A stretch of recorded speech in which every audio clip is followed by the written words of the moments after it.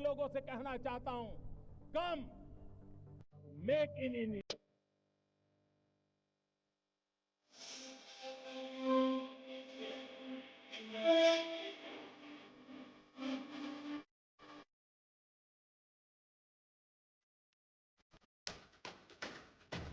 संसद में जारी गतिरोध के बीच मंगलवार को भाजपा के संसदीय दल की बैठक हुई। प्रधानमंत्री नरेंद्र मोदी भी इस बैठक में शामिल हुए। बैठक के दौरान प्रधानमंत्री मोदी ने अपने संबोधन में विपक्ष पर जमकर निशाना साधा। प्रधानमंत्री ने विपक्ष के नए नाम इंडिया पर तंज कसा और कहा कि ईस्ट इंडिया कंपनी में भी इंडिया था और इंडियन मुजाहिदीन में भी इंडियन है, लेकिन सिर्फ इंडिया नाम रखने से इंडिया नहीं हो जाता। प्रधानमंत्री ने कहा कि विपक्ष पूरी तरह से दिशाहीन है।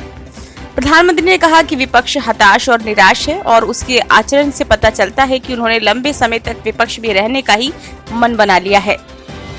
ईस्ट इंडिया कंपनी और पॉपुलर फ्रंट ऑफ इंडिया जैसे नामों का उल्लेख करते हुए प्रधानमंत्री ने कहा कि केवल देश का नाम इस्तेमाल करके ही लोगों को गुमराह नहीं किया जा सकता। पीएम मोदी ने अपने संबोधन में कहा कि विपक्षी पार्टियों ने इंडिया नाम लोगों को गुमराह करने के लिए रखा है। विपक्ष सत्ता में नहीं आना चाहता, लोगों को गुमराह करने के लिए ही इंडिया नाम का इस्तेमाल किया जा रहा है। ईस्ट इंडिया कंपनी में भी इंडिया है, विपक्ष दिशाहीन है। ऐसा लग रहा है कि विपक्ष ने मन बना लिया है, उन्हें लंबे समय तक विपक्ष में ही रहना है।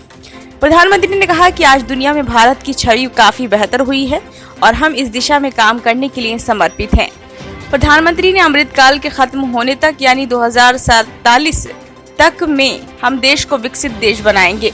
देशवासियों को हमसे बड़ी उम्मीदें हैं और विपक्ष ये बात जानता है कि वह सत्ता में नहीं आने वाला। पीएम ने कहा कि आने वाले दिनों में विपक्ष और टूटेगा। प्रधानमंत्री ने कहा कि उन्हें विश्वास है कि लोगों के समर्थन से 2024 के चुनाव में भी भाजपा सत्ता में आएगी। अगले कार्यकाल में भारतीय दुनिया की तीसरी सबसे बड़ी अर्थव्यवस्था बन जाएगा।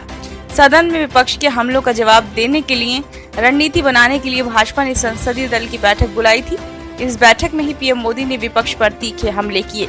बैठक के बाद मीडिया से बात करते हुए भाजपा सांसद रविशंकर प्रसाद ने कहा कि हमें अपने पीएम पर गर्व है, हम 2024 में सत्ता में वापस आ रहे हैं। प्रधानमंत्री ने बताया कि भारतीय राष्ट्रीय कांग्रेस ईस्ट इंडिया कंपनी की स्थापना विदेशी नागरिकों ने की थी। आज लोग इंडियन मुजाहिदीन और पॉपुलर फ्रंट ऑफ इंडिया जैसे नामों का इस्तेमाल करते हैं, लेकिन ये चेहरे कुछ दिखाते हैं और सच्चाई कुछ और है। ब्यूरो रिपोर्ट, नई दिल्ली।